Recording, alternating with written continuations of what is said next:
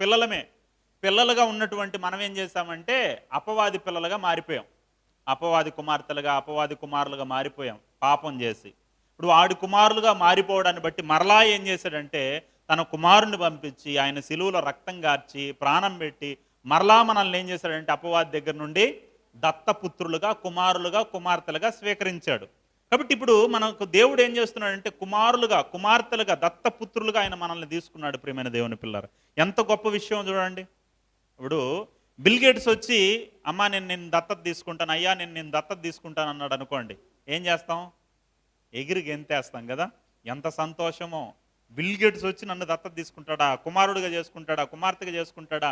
పక్కింటోళ్ళు వచ్చి అడుగుతారు, బాబు మమ్మల్ని కొద్దిగా జ్ఞాపకం చేసుకోండి, మా పరిస్థితి బాగలేదు, మీరు అక్కడికి వెళ్ళిన తర్వాత, బిల్ గేట్స్ ఇంట్లోకి వెళ్ళిన తర్వాత నన్ను కూడా జ్ఞాపకం చేసుకోండి అంటారు. ఆ రేంజ్లోకి వెళ్ళిపోతాం మనం కదా. అందుకని సంతోషం. కానీ దానికంటే గొప్ప విషయం ఏంటంటే, బిల్ గేట్స్ అయినా ఆయన గేటు ముందుకు పనికిరాడు, దేవుని గేటు ముందుకు కూడా పనికిరాడు. అంత ధనవంతుడు దేవుడు.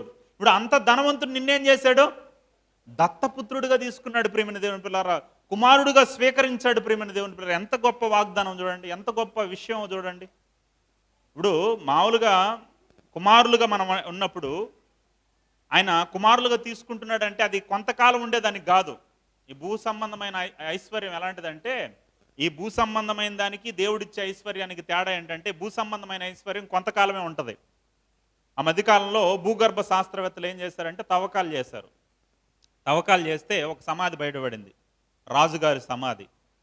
ఆ సమాధి మీద ఎముకలు, ఆయన ఎముకలు ఉన్నాయి, రాజుగారి ఎముకలు, విలువైన ఆభరణాలు ఆయన శరీరం మీద ఉన్న ఎముకల మీద, విలువైన కిరీటం, వజ్రాలతో బొరిగిన కిరీటం ఆయన తల మీద ఉంది. కానీ ఆయన అన్నీ తీసుకుని పోయాడా?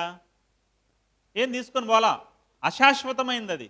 కానీ దేవుడిచ్చేది ఎలాంటిదంటే శాశ్వతమైంది. అందుకే ఒక సేవకుడు అంటాడు, అయ్యా మేము అడవుల్లో సేవ చేస్తున్నాం, పల్లెల్లో సేవ చేస్తున్నాం, మాకు ఉన్నవాడిని విడిచిపెట్టి దేవుని సేవకు వచ్చామని మీరు మమ్మల్ని కించపరిచి ఆలోచించవచ్చు, మేము అజ్ఞానులం అనేసి మీరు అనుకోవచ్చు. మేము ఈ అశాశ్వతమైన దాన్ని దేనికి ఖర్చు పెడుతున్నామంటే, శాశ్వతమైన దాని కొరకు ఖర్చు పెడుతున్నాం. హల్లెలూయా. ఈ అశాశ్వతమైన దాన్ని దేనికి వదిలిపెడుతున్నామంటే, శాశ్వతమైనది ఒకటి ఉంది, ఆ శాశ్వతమైన దాని కొరకు మేము విడిచిపెడుతున్నాం. ఆత్మ శాశ్వతమైంది, ఆయన ఇచ్చేది శాశ్వతమైంది, దాని కొరకు మేము విడిచిపెడుతున్నాం అని చెప్పాడు. కాబట్టి దేవుడిచ్చేది శాశ్వతమైనది ప్రియమైన దేవుని పిల్లారా.